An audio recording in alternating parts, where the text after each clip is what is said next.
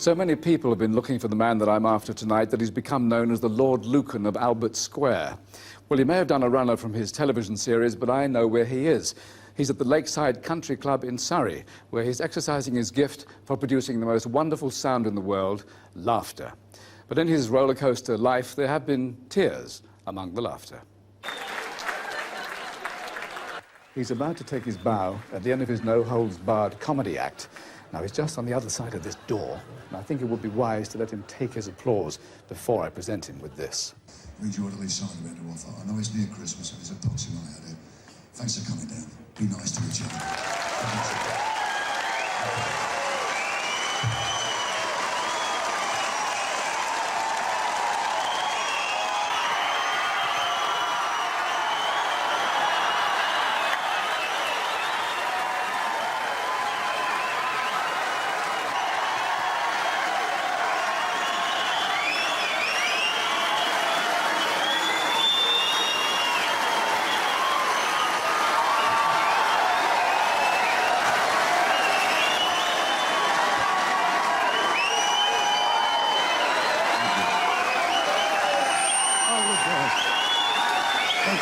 Ladies and gentlemen, Mike, I hope you will forgive me for sharing your applause, but I know I have a punchline that I hope you will appreciate. I have to say, Mike Reid, tonight, this is your life.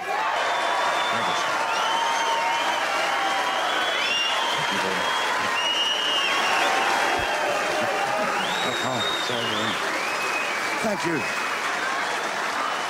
Thank you very much indeed. Thank you.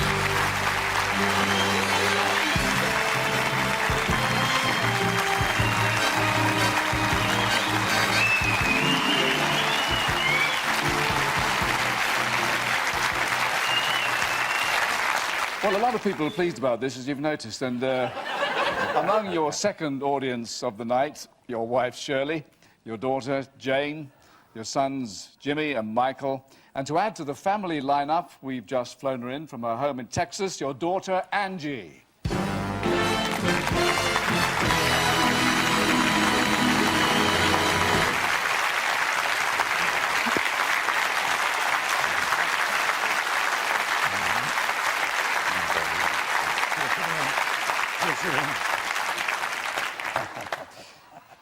Well, Mike, you first came to fame as a stand-up comedian, but when you moved into Albert Square as Frank Butcher, you proved you could also play it straight.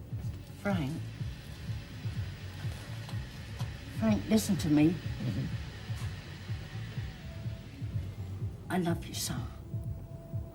I love you. Have you heard that? I love you too, Mum. No, don't get sentimental on me. No, I won't. Just tell me that you heard.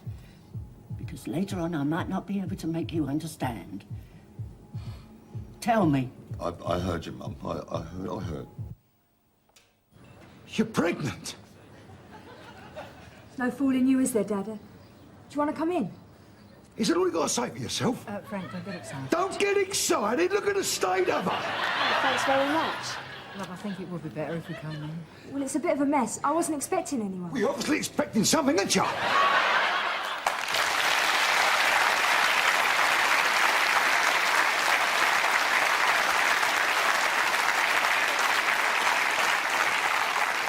Well, in that last scene, you were featured with your screen wife in EastEnders. You didn't think you'd get away from your other wife that easily, did you? It's Pat Butcher, alias Pam St. Clement. Oh, Pam.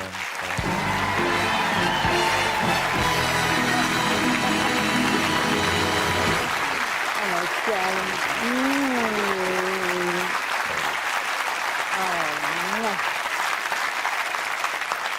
Pam, now you've found him, anything you'd like to say?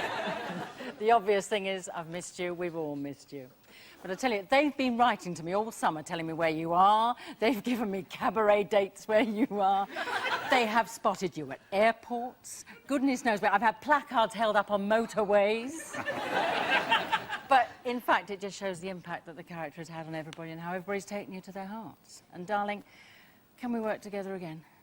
About 10 minutes. Pam, thank you very much. And here with Pam, our other EastEnders favourites and good friends, Daniela Westbrook,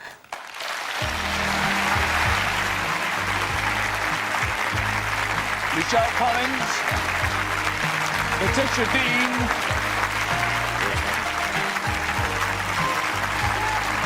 Susan Tully,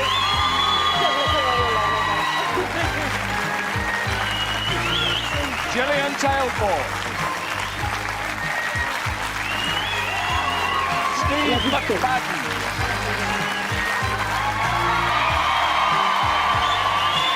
Ross Kemp,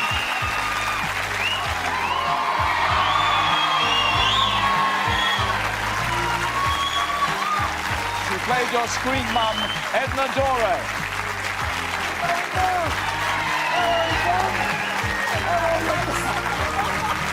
And the man who plays your screen son, Sid Owen.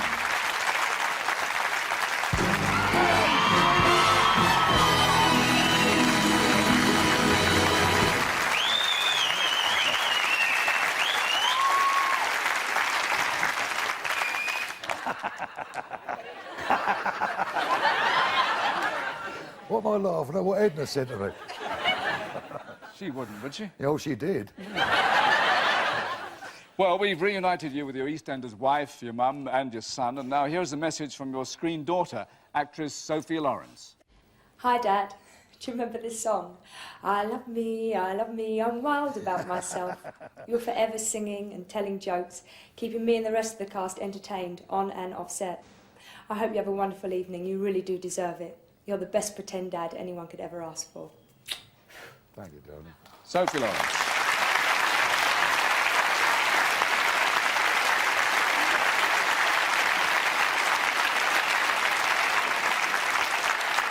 Just between you and me, what are the chances of Frank Butcher going back to the square? If they want me back, I'd love to go back. Of course I will, Governor. They've got all them lovely people over there. And I kid you not, they're wonderful. They work so hard and they're wonderful. Actresses and actors. Don't you agree?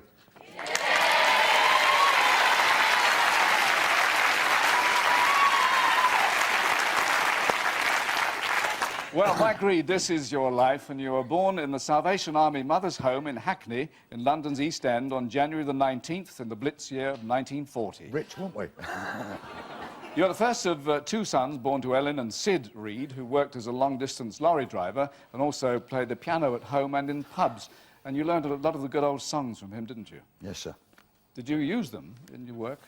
Oh, on the odd occasion, yeah. Can't remember which ones they were now, but... No, I can't remember, Governor. Oh. It's a bit of a relief. Now, I have to shatter an illusion here, Mike. Although always associated with the East End, you are really a North Londoner, brought up in Tottenham, where you lived at 15 Boufoy Road. Now, to one member of your family, it was clear early on that you were cut out to be a comedian. An entertainer himself, he's working in Spain, and that's where he sends this message from your brother, Brian. Oh, me bruv. Hi, Mike. Sorry I can't be with you. I'm trying to remember back when we was young. I can't remember too much because you was never there. You was always out nicking lead off of church roofs. Joking. When I was in my early 20s, I was with an act called the Londoners, and we made a record and went on a programme called Thank You Lucky Stars, which was a pop programme. And I always remember you saying to me, how do you do it? How do you get on television? What's the magic? Well, you found your way on TV and you've succeeded beyond anybody's expectations. Mike, you're a great comedian, a great actor. I'm very proud of you. And if Mum and Dad were alive today, they'd be very proud of you as well. Have a great night. Take care of yourself. Hope to see you soon. God bless. Thank you, Brian.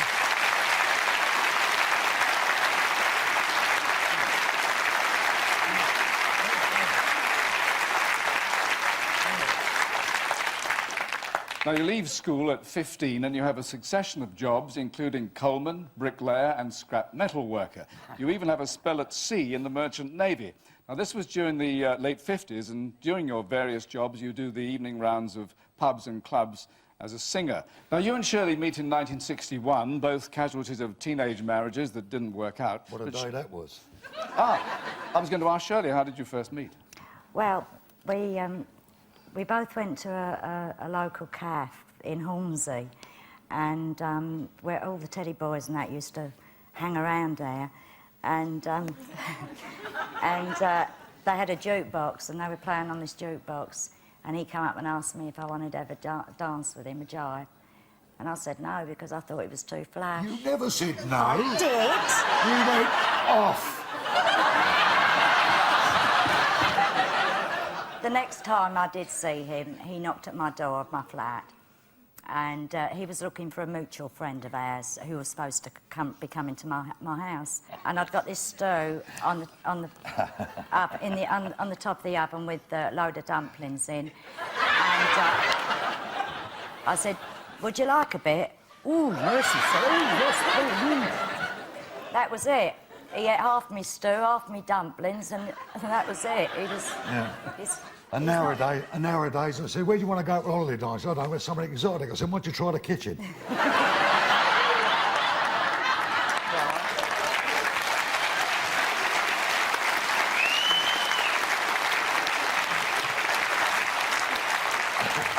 Well, after that gruelling start, you set up home with your children in an East London flat, and you supplement your £3 a night stand-up comic fees by working during the day as a film extra and stand-in stuntman.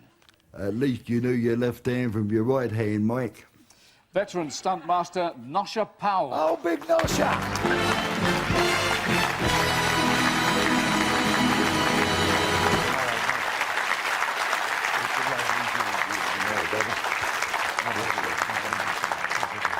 So, Nosher, he was a bit handy, was he, on the film set? Well, he was a little bit tasty. I'm going to say, back in the 60s, when all the big action stuff was being made at L Street, I can remember one particular occasion when we were doing a Randall in Hopkirk, when Mike Pratt had to hit him with a left hook. And he went away with Rocky Taylor, who's sitting over there, who was Mike Pratt's double, and to practice this left hook, left hook, left hook. And the director said, "Right, I'm ready for a take." Back they went. Action!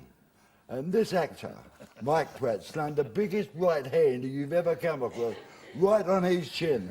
He stepped back, went, looked at me and Rocky, give us a sly wink, and he said to the actor, "If that's as hard as you get it in war, bang, in trouble."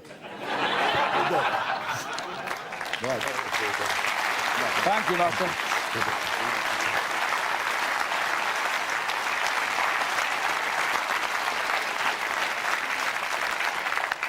Now, you and Shirley marry at Redbridge Registry Office in Essex on August the 5th, 1971.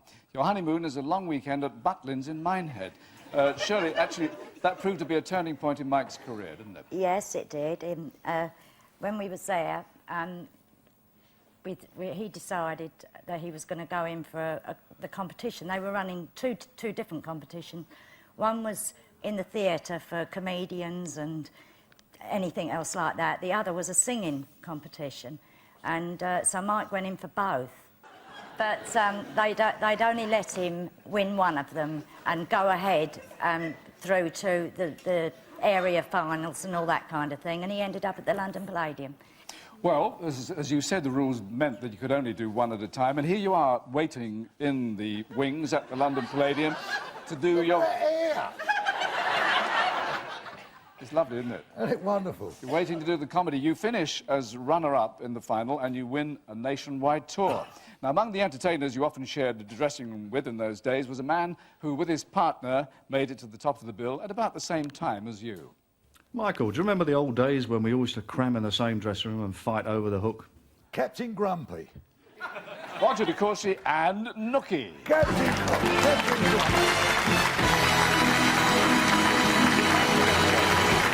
Congratulations. Thank you.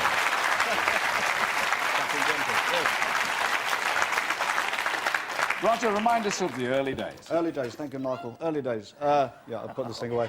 I think we had great times in the old days, sharing dressing rooms, as I said, but Michael obviously is a different man. He's a lovely fellow, and it was a great time. Now, often, well, we do enjoy working with you, grumpy or not. But his lips still move. Roger, thank you. Thank you very much. Now, in 1972, you hear on the show business grapevine that Granada TV are planning a second series of The Comedians. You go to extreme lengths to earn a place on the show. You made a bit of a pest of yourself, Mike, but you had the last laugh. The creator and producer of Comedians, Johnny Ham.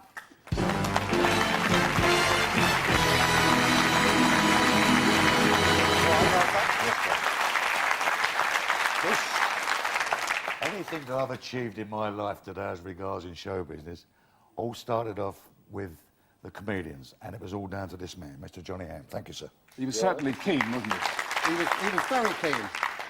In fact, I think you were on the second series. The first series that we did was very popular, but I noticed that all the stars that came out of that were Northerners, and I was desperate for a London comic.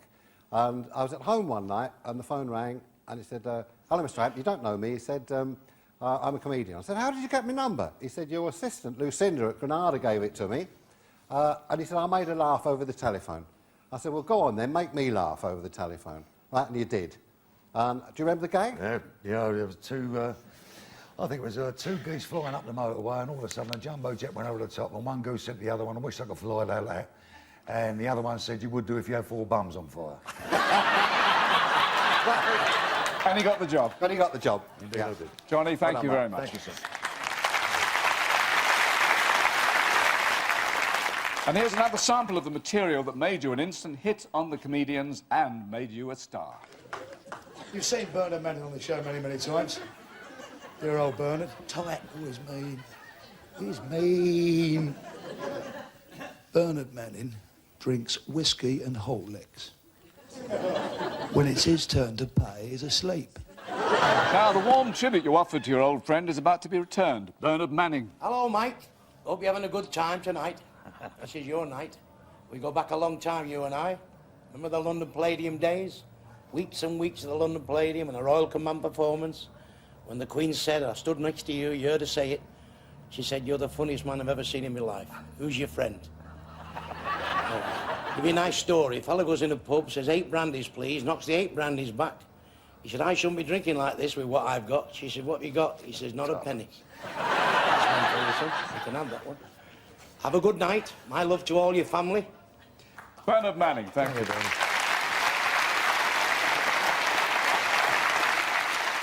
And tonight, Mike, I think you'll be really delighted to know we're going to reunite you with another shy but talented performer from those early days. What can you tell, Michael? That's what's kept us going. And that's what keeps audiences laughing. It could possibly be Frank Carson.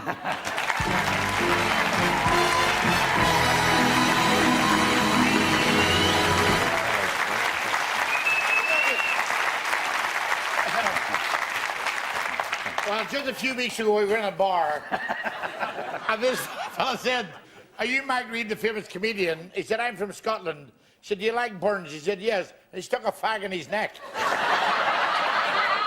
But I'll do this very quickly, because... No, but this is very funny. That's not like you. Well, that's not like you do ad-lib either. Now, so, wait a minute. Just a few weeks ago, I'm in this cabaret club and opened up my suit, and I've forgotten my jacket.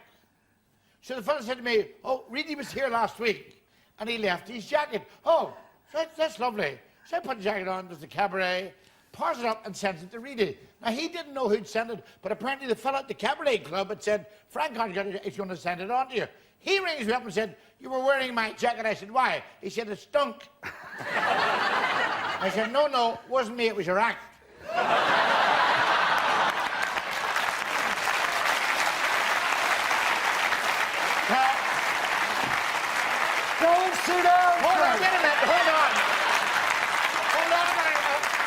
Hold on. It's not often a star like me appears on a show like this. So, Frank Carson, this is your night. Using an actor's voice. Frank, thank you.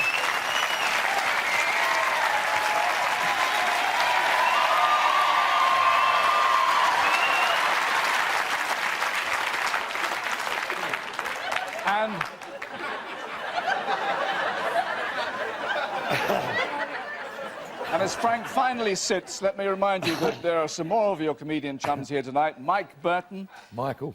Willie Thompson. Will Elway, son. Nice to see you. Mick Pugh. Michael. And Keith O'Keefe. Keith. Well, now, you combine singing and comedy, and in 1975, you have a top 10 hit with this recording. There once was an ugly duckling, with feathers all stubby and brown, and the other birds in so many words said, "Oi! Get out of town! Oi, Bush! Get out! Yeah, you! Get out! Move your Harris!" Get out of town! As well as all that, you win an award as Best Children's Entertainer for Runaround. Indeed, life and your career seem to be moving along at a steady and satisfying pace. But, as I said earlier, there have been tears among the laughter. And it would not be a full account of your life if we didn't mention that you and Shirley have had to overcome personal tragedies.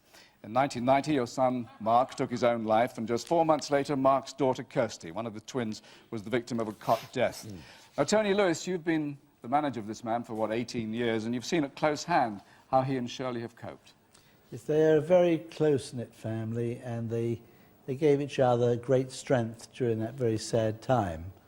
Mike, being the pro that he is, still went to EastEnders every day to work, but the hardest part, I think, for him was of an evening when he had to stand on stage and be the funny man for an hour and a quarter doing comedy, feeling the way he was. But it proves, I think, the old saying that there's no one more serious in life than a clown. And both Anita and I send our love to you both, and we're thrilled for the tribute that you're receiving tonight. Thank you, Tony. Thank you very much.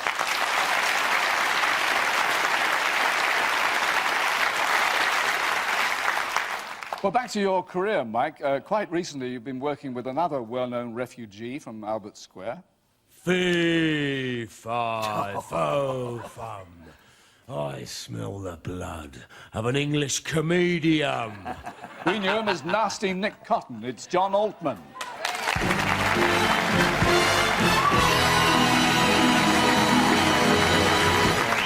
Just made it.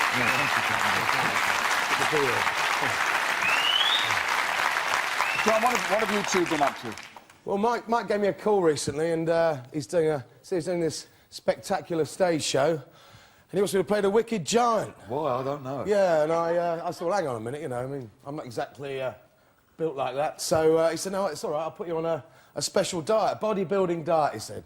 So it'll be whale meat on Monday, whale meat Tuesday, yeah? Whale meat Wednesday. Don't tell Hang me. on a minute. If it's Thursday... Whale meat again. John, thank you. Beautifully said. Thanks for coming, son. Appreciate it. God bless you.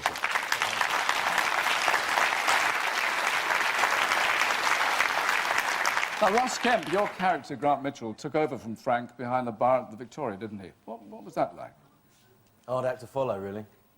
And we want you back, Mike, so hurry up back to us, mate.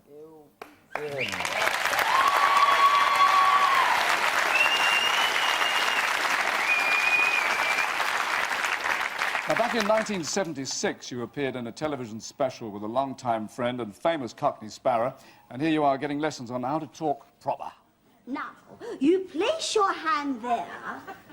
Terrific. You are tummy. I'm sorry. And it travels upwards and upwards. Pausing only to admire the scenery. Until the voice booms out over the echo chamber, right here. Course, I have an advantage over you. I have twin speakers. And that is the new voice being heard in the square these days. And if I had my way, darling, you'd be back in the square. Barbara Windsor.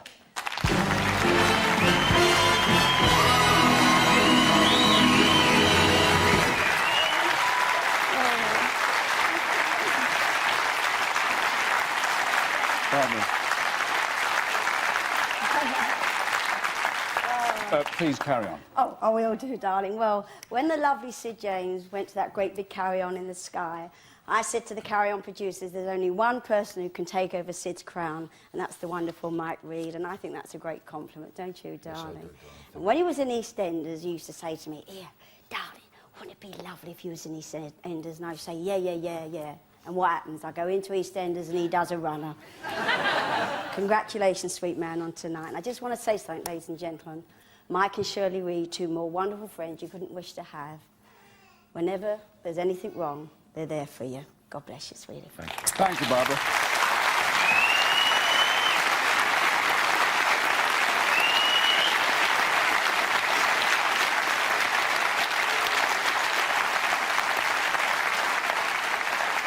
Shirley, I'm told that you have what you call the 3 Gs that have helped Mike through difficult times. Yeah. In actual fact, Michael, it's 4 Gs. We've got... Mike's got his golf, and then I introduced him to gardening, which he does like doing. He does a bit anyway. A bit? Well, he sits on the lawn mower and mows the lawn. 7 hours it takes me. And that's under the front room carpet. And then the third one is that we've got a good, solid marriage.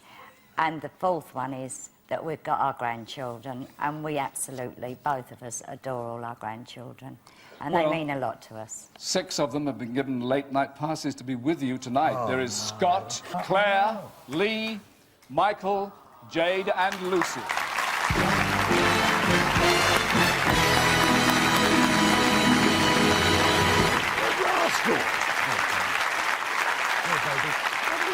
Over there. All right, come. Hello, darling.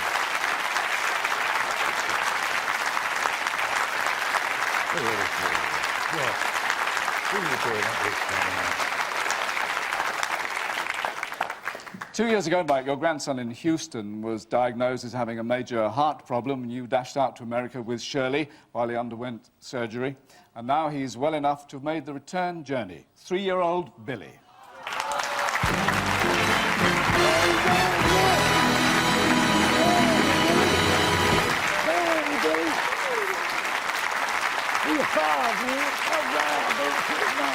Mike Reid, this is your life. Thank you very much.